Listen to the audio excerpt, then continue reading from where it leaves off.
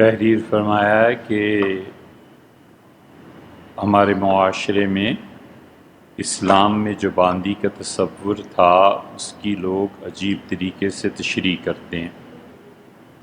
مثلا ایک شخص نے ٹویٹر پر کہا کہ اگر کوئی شخص کسی عورت لڑکی کے تمام اخراجات اٹھاتا ہے تو اس کے ساتھ جسمانی تعلق رکھ سکتا ہے، کیونکہ یہ عین اسلام میں باندی کے تصور کے مطابق۔ سب سے پہلی درخواست تو یہ ہے کہ کوئی آدمی اگرچہ درس نظامی پورا پڑھا ہوا ہو اور شیخ الحدیث اور شیخ التفسیر ہی کے مقام پر فائز کیوں نہ ہو، وہ اتھارٹی نہیں ہے جو فتویٰ دے سکے۔ فتویٰ ایک خاص چیز ہوتی ہے، اس کے لیے کچھ کتابیں پڑھنی پڑتی ہیں، اساتذہ کی تربیت ہوتی ہے، ٹرینڈ کیا جاتا ہے، اور اصل چیز مفتی ایک خاص طرح کا مزاج ہوتا ہے اپنا۔ جس شخص کے مزاج میں انصاف ہوتا ہے، اللہ کا خوف ہوتا ہے، اگر وہ دن میں 10,000 جملے بولے تو ایک جملے میں ایک لفظ اس کا پکڑنا مصیبت بن جاتا ہے، ایک ایک حرف کو سوچ سمجھ کے استعمال کرتا ہے۔ مفتی اللہ کے درمیان اور لوگوں کے درمیان واسطہ ہوتا ہے کہ وہ لوگوں کو اللہ کا حکم بتائے، اور یہ بڑی جرت کی بات ہے کہ کوئی آدمی بغیر علم کے اور بغیر کسی چیز کے جانے بوجھے لوگوں کو شریعت کے حکم بتانا شروع کرے۔ روحانیت کی اور اللہ کے ساتھ اپنے تعلق کی تباہی کے لیے بس اتنا کافی ہے کہ انسان بغیر کسی علم اور تحقیق کے مسائل بیان کرے۔ یہ جو انصاف نے فرمایا ہے کہ یہ عین اسلام میں باندی کے تصور کے مطابق ہے، یہ کہنے والا کون ہے؟ یہ صاحب ہیں کون؟ اتھارٹی کیا ہے کہنے کی؟ ایک ٹی بی کے پیشنٹ کو آپ لے آئیے اور امام کعبہ سے ملا دیجئے کہ امام کعبہ آپ کا علاج کریں گے۔ امام کعبہ کا تعلق کیا ہے آخر ٹی بی کے پیشنٹ سے؟ وہ اگر مفتی ہیں تو فتویٰ دیں، قرات ان کی اچھی ہے تو قاری ہوں گے، حافظ ماشاءاللہ ہیں تو حافظ ہیں۔ زندگی کے سارے شعبے الگ الگ ہیں، اور یہ جو تباہی اب مدارس میں آ رہی ہے نا کہ مدرسوں کے بچے یہ نصاب بھی پڑھیں اور وہ بھی پڑھیں اور وہ بھی پڑھیں، تو ہمارے زمانے میں مختلف علوم میں اسپیشلائزیشنز اتنی ہو گئی ہیں کہ میڈیکل والوں سے مثلا نہ پوچھئے، انجینئرنگ والوں سے پوچھئے، جو نقشے بناتے ہیں ان سے پوچھئے، الیکٹریکل انجینئرنگ والوں سے پوچھئے، ایک چیز لے لیں اور اس میں ساری زندگی کھپا دیں تو آخر پہ پہنچ کے یہ ہوتا ہے کہ یار بس پڑھا تو ہے لیکن سچ پوچھو تو بہت کچھ رہتا ہے۔ یہ بھی اسپیشلائزیشن ہے، شریعت کے احکامات کو بیان کرنا۔ جج اپنے فیصلے میں ایک کامہ غلط لگا دے تو سارا فیصلہ کہیں سے کہیں پہنچ جاتا ہے۔ یہ صرف دین ہی ایک رہ گیا کہ جس کا جی چاہے اٹھے اور کہے کہ یہ دین کے مطابق۔ ایک آدمی ہے اور کسی نے اس کی مدد کی، ہزاروں واقعات معاشرے میں مل جائیں گے، اور اسے دیکھا کہ مالی حالت بڑی کمزور ہے، اسے گھر لے دیا، پھر گاڑی لے دی، پھر اپنی بیٹی سے شادی کرا دی، کہا بیٹے کوئی بات نہیں، کاروبار کرو، بزنس کرو، میں سب کچھ تمہیں دیتا ہوں۔ تو کیا یہ شخص شرعاً اس آدمی کا غلام بن جائے گا؟ صرف لڑکی سے تعلق کیا، مطلب لڑکی کی بات نہیں، دوسری طرف وہ غلام بن جائے گا؟ نہیں ہو سکتا۔ باندیاں ہونے کی دو ہی صورتیں تھیں، ایک صورت یہ تھی کہ بازار میں خواتین بکتی تھیں، مرد بکتے تھے، اس زمانے کے دستور تھے، اس کے مطابق عورتوں اور مردوں کی منڈی لگا کرتی تھی، اور وہ غلام ہی آتے تھے، یہ باندیاں ہی آتی تھیں، اور جس شہر میں جس جگہ پہ منڈی لگتی تھی لوگ جا کے خرید لاتے تھے۔ یہ غلام اتنے ہزار کا ہے، یہ باندی اتنے ہزار کی ہے۔ اور یا پھر جنگ کی صورت میں، میدان جنگ میں جو قیدی بنتی تھی عورتیں اور مرد، ان کا کرنا کیا ہے؟ قتل کر دیں؟ نہیں کرنا۔ شریعت خون بہانے کی مخالف ہے، کہتی ہے مت بہاؤ خون کسی کا۔ ایک حربی کافر ہے، اتنا بڑا ہتھیار یہ شریعت نے کافروں کو دے دیا، ہندوؤں کو مثلاً دے دیا ہے۔ ایک حربی کافر ہے، میدان جنگ میں ہے، اس نے آپ کے 10 آدمی مار دیے ہیں، اور ایک فوج کا افسر کوئی سپاہی اٹھتا ہے اور مارنے لگتا ہے، اور وہ کہتا ہے لا الہ الا اللہ۔ اللہ کہتا ہے چھوڑ دو اس کو، بس اس نے میری پناہ لے لی، اب اس کو کچھ نہیں کہنا، اگر قتل کرو گے تو قتل کا مقدمہ ہے تم۔ آپ دیکھتے نہیں ہیں کہ حضرت رسالت پناہ صلی اللہ علیہ وسلم تشریف لائے تھے اور فتح مکہ تھا، تو آپ نے فرمایا اللہ مکہ والوں کو میرے اس سفر کی خبر نہ ہونے دے، حتیٰ کہ میں جا کے انہیں دبوچ لوں، یعنی اچانک جا پڑوں۔ دبوچنے کا لفظ اصل میں جانوروں کے لیے استعمال ہوتا ہے، عربی میں جو اس کے لیے بلیغ لفظ استعمال کیا گیا اس کا ترجمہ کیا ہے، وگرنہ اصل میں اردو میں یہ لفظ نہیں ہے۔ تو راستے حضرت رسالت پناہ صلی اللہ علیہ وسلم فتح مکہ کے بعد بیٹھے ہوئے سن رہے تھے کہ اس سفر میں ہوا کیا کیا، کتنے لوگ شہید مر گئے، یہ وہ، اور مکہ فتح ہو گیا تو اب کیا پوزیشن کیا ہے، کس کو کس جگہ پہ بٹھانا ہے۔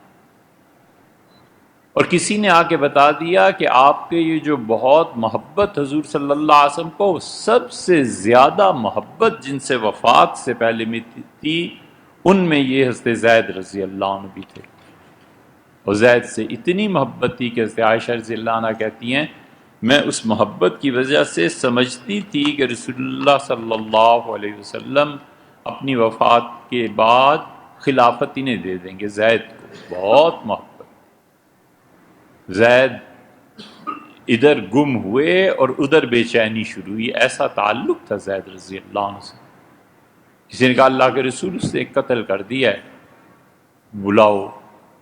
انہوں نے عرض کیا اللہ کے رسول جب فوج جا رہی تھی، ہم آ رہے تھے مکہ مکرمہ، تو ایک چرواہا میں نے دیکھا، اور اس نے مجھے دیکھتے ہی کہا کہ سبا تو، میں نے اپنا دین چھوڑ دیا، میں نے اپنا دین چھوڑ دیا۔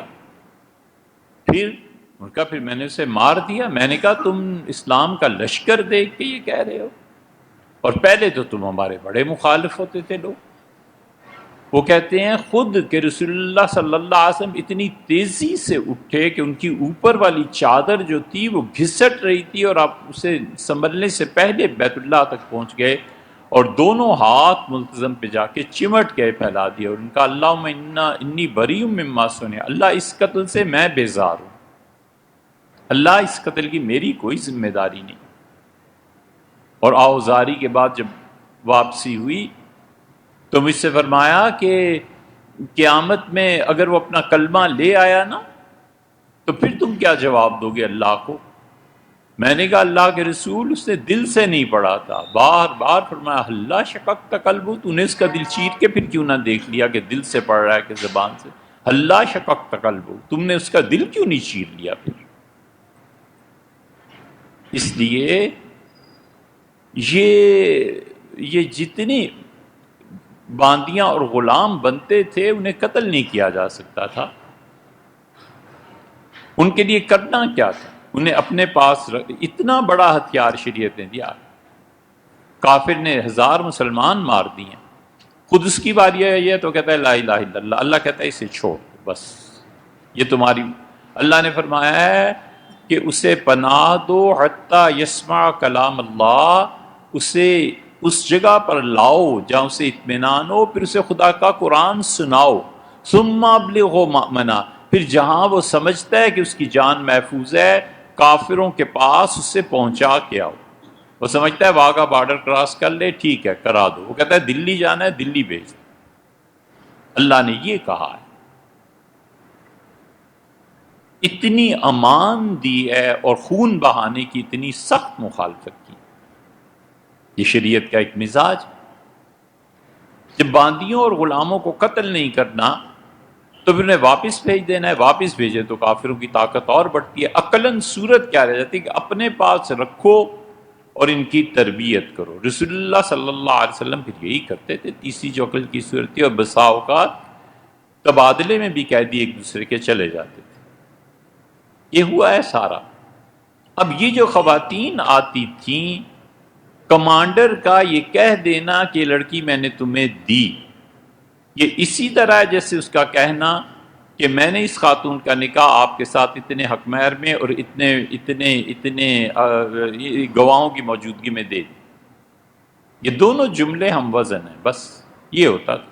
اس جملے سے وہ اس کی بیوی کی طرح رہتی تھی۔ یہ کدھر سے آ گیا ہے کہ تمام اخراجات اٹھاتا ہے، لہٰذا کون سی جنگ ہوئی بھی ہے؟ کیوں خواتین کے حقوق پامال کرتے ہو؟ کیوں خواتین کو تنگ کرتے ہو؟ یہ کسی کوئی عورت سن لے، یہ جو مفکر اعظم کوئی ہوں گے تو طوفان مچے۔ پہلے ہی یہ عورتیں اسلام کے خلاف کراچی کا جلوس اور سب کچھ آپ نے دیکھے، یا کیوں ان بیچاریوں کے پیچھے پڑے ہوئے؟ یہ اتنا بڑا طوفان اٹھے گا، اتنا بڑا طوفان کہ اسلام، دین، یہ سب کچھ ایک طرف رکھ کے وہ کہیں گے ہم تمہارے برابر ہیں۔ اٹھ رہا ہے یہ جو تعلیم ہم دے رہے ہیں نا خواتین کو، یہ آخر پہ انجام یہی ہونا ہے۔ معاشرے میں جو کچھ ہو رہا ہے آپ حضرات زیادہ واقف ہیں، اس لیے یہ غلط، بالکل گمراہی کی بات ہے۔ ٹویٹر پہ کہا یا کسی نے بھی کہا گمراہی ہے، حتیٰ کہ کوئی مفتی بھی فتویٰ یہ نہیں دے گا۔ پہلا سوال جناب والا نے جو تحریر فرمایا، اس کو دیکھ کے انشاءاللہ انداز کریں۔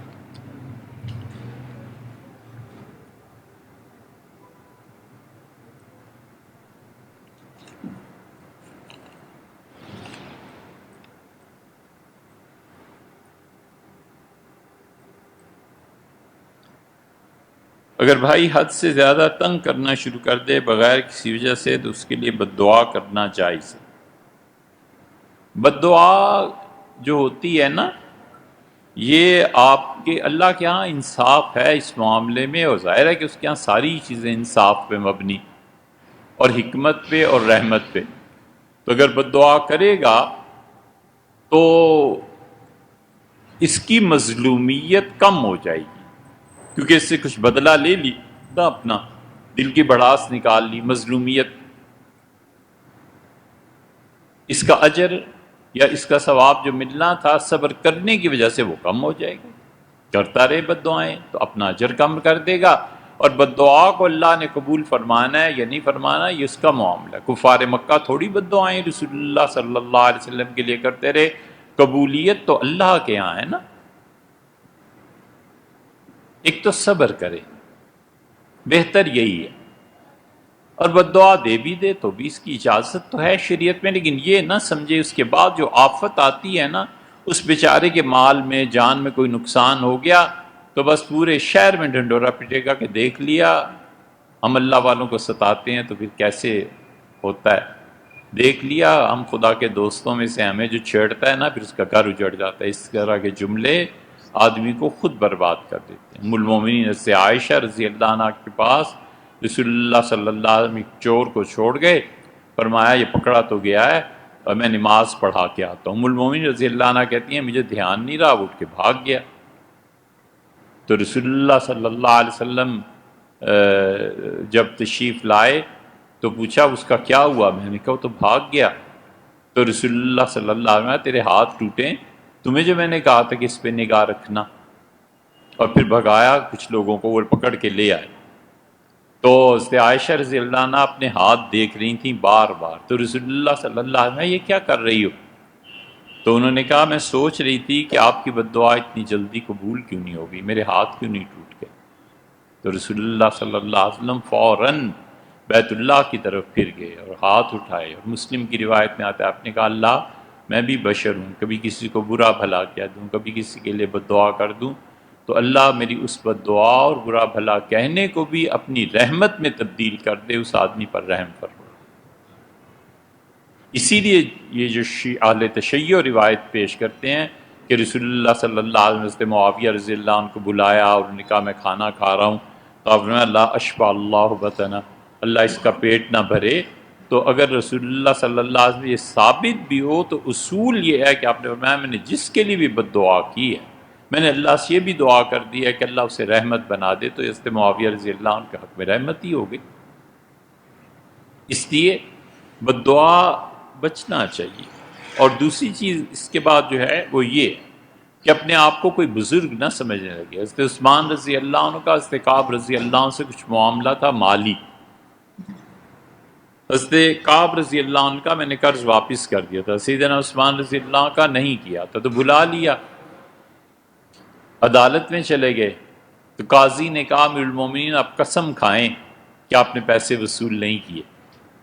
حضرت عثمان رضی اللہ عنہ سوچتے رہے، پھر فرمایا کہ ختم کرو اس قصے کو، میں نہیں قسم کھاتا، اور واپس تشریف لے گئے۔ کسی کا امیر المومنین آپ نے قسم کیوں نہیں کھائی جب آپ کو اتنا ہی یقین تھا؟ فرمانے لگے قسم اس لیے نہیں کھائی کہ خدا نہ خواستہ خدا کی کوئی تقدیر، کوئی نقصان میرا ان دنوں ہونا ہو، اور اگر وہ ہو جائے تو اہل مدینہ یہ کہیں گے کہ دیکھا نا جھوٹی قسم لے ڈوبی امیر المومنین کو، خلافت بدنام ہوگی، تو اس لیے انہوں نے نہیں کی۔ اس لیے آدمی جب بھی مخالفین کی کوئی چیز ہو یہ نہ سمجھے کہ میری کرامت ظاہر ہوگی، میں اولیاء کرام کی فہرست میں حضرت شیخ عبد القادر جیلانی رحمۃ اللہ کے برابر جا کے بیٹھ گیا۔ اللہ پہ چھوڑ دینا چاہیے، ہمیشہ اللہ پہ۔ دیکھو بھیا، حسن بصری رحمۃ اللہ نے ایک اصول بیان کیا، اس سے کافی سارا فائدہ ہوتا ہے۔ حسن بصری رحمۃ اللہ نے فرمایا جو تم پہ ظلم کرے نا، ہمیشہ اس شخص کو جس سے ظلم کیا اس کے اور اللہ کے تعلق پہ غور کرتے رہو۔ اگر وہ اللہ کے دوستوں میں سے ہے تو اس سے غلطی ہو گئی، اللہ کبھی بھی انتقام کے لیے اسے تمہارے حوالے نہیں کرے گا۔ تم پہ جو ظلم ہوا ہے کسی کھاتے سے اللہ پورا کر دے گا، اللہ تمہارے حوالے اپنے دوستوں کو نہیں کرے گا۔ اور فرمایا کہ اگر وہ خدا کے دشمنوں میں سے ہے تو اور تھوڑے کرتوت ہیں، جس دن عذاب آئے گا تمہارا بھی بدلہ چک جائے گا۔ میں چھوڑ دو، ہاتھی کے پاؤں میں سب کا پاؤں، جس دن خدا کی پکڑ آئی سب مسئلے حل ہو جائیں، اس لیے یہ نہ کریں۔ کچھ لوگوں نے سوالات جو واٹس ایپ وغیرہ پہ پوچھے ہیں، اس میں سے ایک یہ ہے کہ فرض نماز کی جو دوسری رکعتیں ہوتی، آخری 2 رکعتیں، ان میں قرات کا کرنا کیسا ہے؟ فرض نماز میں اس مسئلے کو اچھی طرح سمجھ لیجئے۔ فرض نماز میں جو 2 آخری رکعتیں ہیں ان میں رسول اللہ صلی اللہ علیہ وسلم کبھی کبھی قرات کرتے تھے۔ پہلی 2 رکعتوں میں مثلاً 30 آیتیں پڑھ لی، 30 آیتیں پڑھ لی، آخری 2 میں 15 پڑھ لیا کرتے تھے۔ یہ حدیث میں آیا ہے، صحیح حدیث میں مسلم وغیرہ میں، کہ حضور اقدس صلی اللہ علیہ وسلم کی پہلی 2 رکعتیں ظہر میں بہت طویل ہوتی تھیں اور بعد والی اس سے کم ہوتی تھی۔ کم سے کیا مراد ہے؟ کچھ حضرات گئے ہیں کہ صرف فاتحہ پڑھتے تھے، اور اکثریت یہی ہے اور حقیقت بھی یہی ہے کہ رسول اللہ صلی اللہ علیہ وسلم اس میں قرات کرتے تھے اور کم قرات کرتے تھے۔ اسی لیے حنفی فقہا کہتے ہیں کہ اگر کوئی آدمی فرض اکیلے پڑھ رہا ہے، اکیلے، تو فرض نماز کی آخری 2 رکعتوں میں اگر وہ قرات کرتا ہے تو مستحب ہے، اس کا جی چاہ کہ صورت ملا لے، آخری 2 رکعتوں میں اس کے لیے مستحب ہے۔ سجدہ صاحب تو خیر ہے ہی نہیں نا سرے سے، اس کے لیے مستحب یہ ہے کہ وہ یہ کر لے۔ اور اگر امام ہے تو نہ کرے، کیونکہ امام کی قرات اگر آخری 2 رکعتوں میں لمبی ہو جائے گی تو نماز لمبی ہو جائے گی، اور مقتدی اگر گھبرا جائیں گے یا مقتدیوں کو اعتراض ہوگا تو اس میں نہ پڑھے۔ لیکن کوئی آدمی خود سے کر رہا ہے تو پھر وہ اس بات کو کر سکتا ہے۔ حنفی فقہا نے ہی فتویٰ دیا ہے کہ وہ کہتے ہیں کہ یہ خلاف اولا ہے۔ خلاف اولا کا مطلب یہ ہے کہ زیادہ مناسب نہیں ہے، لیکن اگر کوئی کر لے تو کچھ ہے کیا رج بھی نہیں ہے۔ حضور اقدس صلی اللہ علیہ وسلم نے کیوں قرات کی فرض نماز کی آخری 2 رکعتوں میں؟ تاکہ امت کو پتہ چل جائے کہ اگر کوئی ایسے کرے گا بھی تو درست ہے، اور رسول اللہ صلی اللہ علیہ وسلم کے حق میں خلاف اولا چیز نہیں ہوا کرتی تھی، اس لیے کہ نبوت بہت بڑی چیز۔ تو فرض نماز میں آخری 2 رکعتوں میں سورہ فاتحہ کے بعد جان بوجھ کے بھی سورت ملا لے تو بھی سجدہ سہو نہیں بھولے سے تو خیر ہے ہی۔ ایک بات یہ ہے کہ دریافت فرمایا کہ سورہ فاتحہ کی تلاوت کیسے کی جائے، بہت آسان چیز ہے۔ حضور اقدس صلی اللہ علیہ وسلم نماز میں سورہ فاتحہ کی ہر آیت میں ذرا سا رکتے تھے، الحمدللہ رب العالمین الرحمن الرحیم مالک یوم الدین، اس طرح سے رکتے تھے۔ یہ جو ائمہ نے اپنا وتیرہ بنا لیا نا کہ الحمدللہ رب العالمین الرحمن الرحیم مالک یوم، یہ اس طرح کا کرنا یہ اچھی چیزیں نہیں ہیں۔ نمازیں سنت کے خلاف پڑھانے لگے ہیں اور نمازوں کے مسائل انہیں پتہ نہیں ہوتے۔ اگر کوئی امام ہے نا تو اسے چاہیے کہ اپنا سارا وقت نماز کے مسائل جاننے میں صرف کرے۔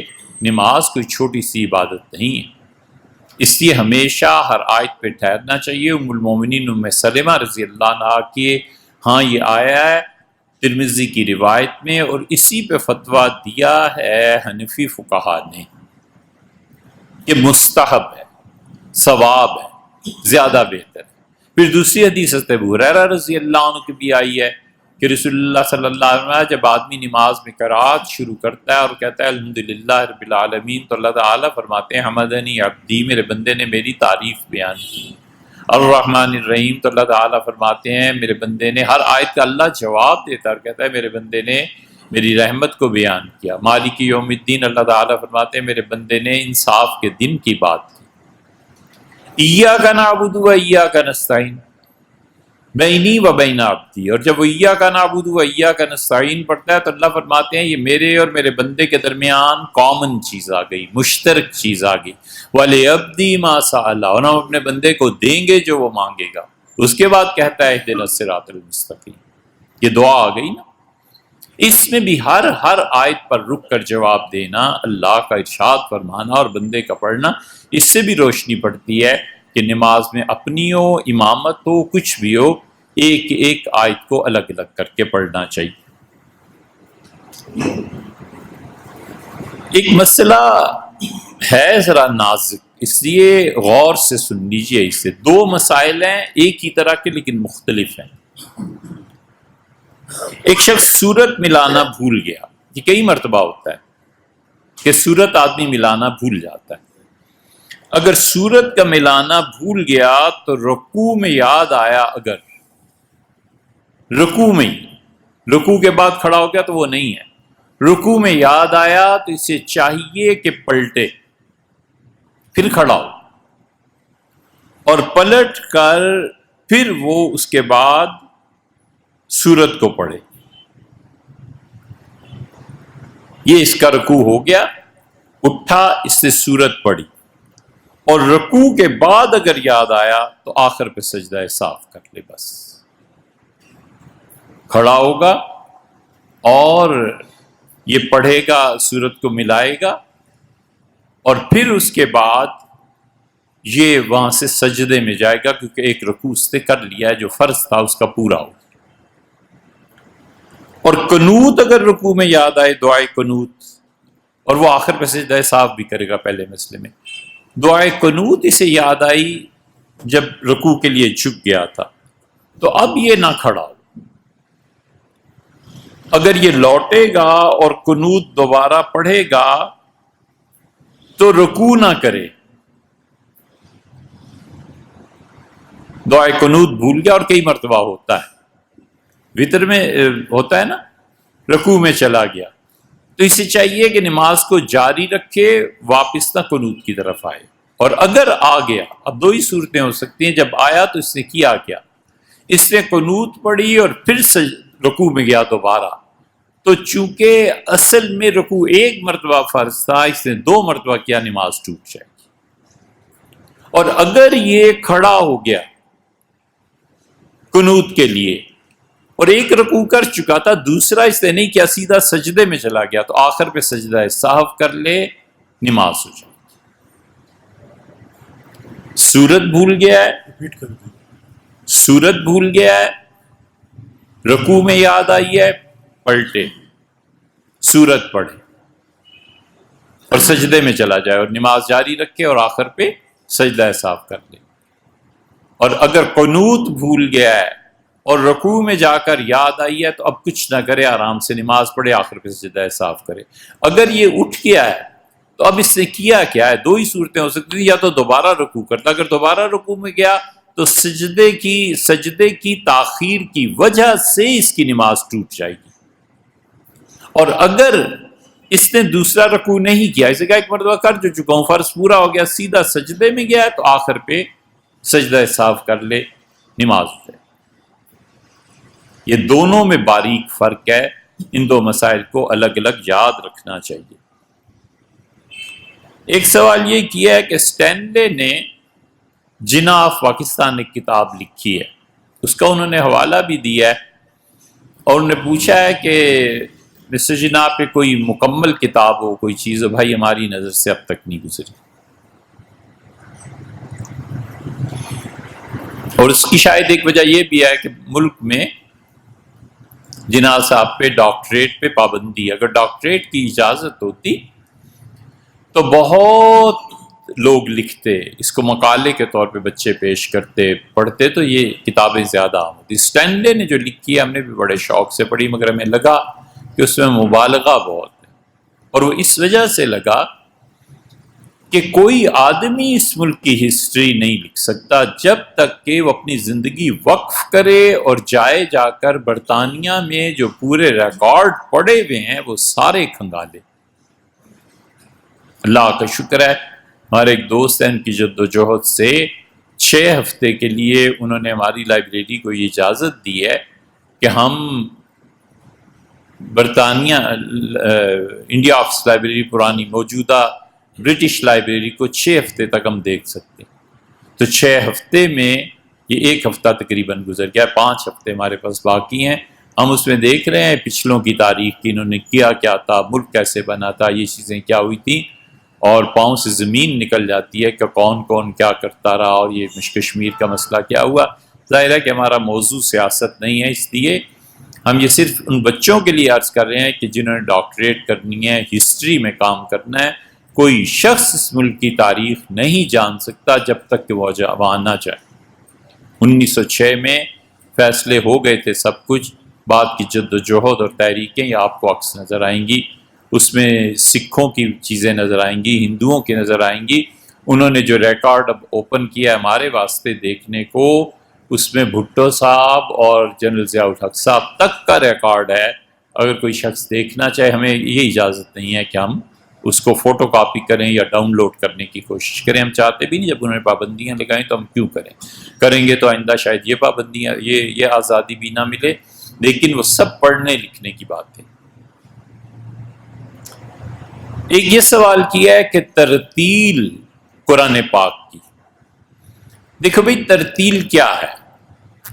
ترتیل نام ہے دانتوں کا صحیح طرح مرتب ہونا. اور اگر دانت مرتب نہ ہو کسی بچے کے، آگے پیچھے ہو، تو اسے کیا کہتے ہیں؟ اردو میں بتاؤ.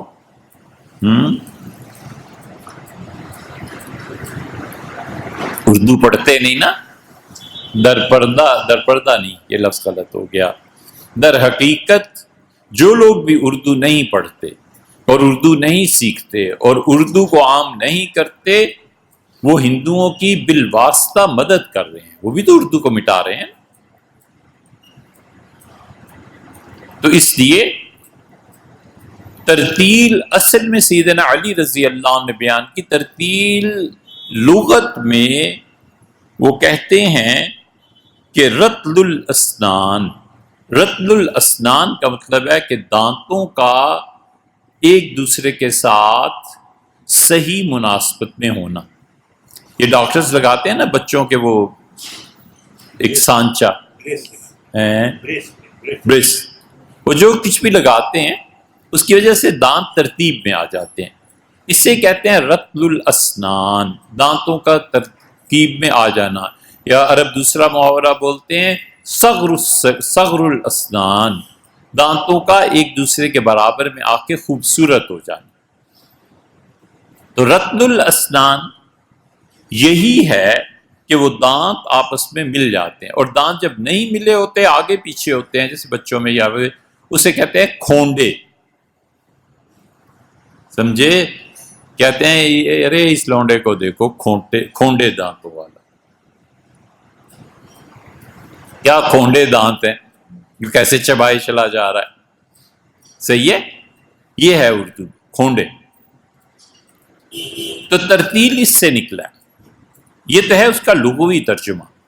اس کی حقیقی بات یعنی ترتیل سے مراد کیا ہے، وہ سیدنا علی رضی اللہ عنہ نے بہترین بیان ایک جملے میں امیر المومنین رضی اللہ عنہ نے فرمایا، انہوں نے کہا حروف کو اپنے مخارج سے ادا کرنا اور جہاں جہاں پر وقف آیا ہے وہاں پر رکنا، یہ ہے علم۔ کیا کہیں، وہ لوگ ایک فقرہ بولتے تھے اور فقرے پہ کتابیں لکھی گئیں، ایک فقرے پہ کتابیں لکھی جاتی۔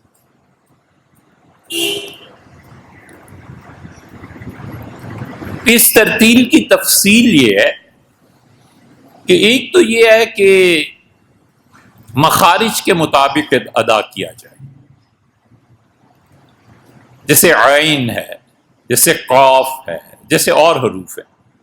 اور اس پہلی طرح کو وہ کہتے ہیں ترتیل میں سب سے اچھی چیز یہی ہے کہ الفاظ اپنے مخارج سے ادا ہوں، جیسے سیدنا علی رضی اللہ عنہ فرمایا، اور امیر المومنین رضی اللہ عنہ دوسری قسم بیان فرمائی اور فرمایا کہ اس میں جہاں پر وقف آتا ہے نا وہاں پر وقف کیا جائے، خاص طور پہ قرآن میں جہاں وقف لازم آتا ہے وہاں رکنا چاہیے، یا آدمی کو ساری چیزیں پتہ ہونی چاہیے۔ لیکن ہم نے قرآن کبھی پڑھا ہو پڑھایا ہو تو ہمیں پتہ ہو نا۔ ہمارے ملک میں کوئی نصاب تعلیم ایسا نہیں ہے جس نصاب تعلیم میں ایک 40-45 منٹ کا پیریڈ ہی رکھ دیتے کہ اس میں قاری صاحب آ کے قرآن پڑھایا کریں گے۔ اب کہیں اعلان ہوا ہے کچھ عرصے سے، مگر عملاً صفر ہے، عملاً کچھ نہیں ہے۔ عملاً کتنے سکولز ایسے ہیں جہاں بچوں کو باقاعدہ ترتیل سے قرآن پاک پڑھایا جاتا ہے اور سکھایا جاتا ہے کہ بیٹے اس کا مخرج یہ ہے، اس کا مخرج یہ ہے۔ ترتیل کی دوسری قسم وہ کہتے ہیں کہ تحقیق ہے۔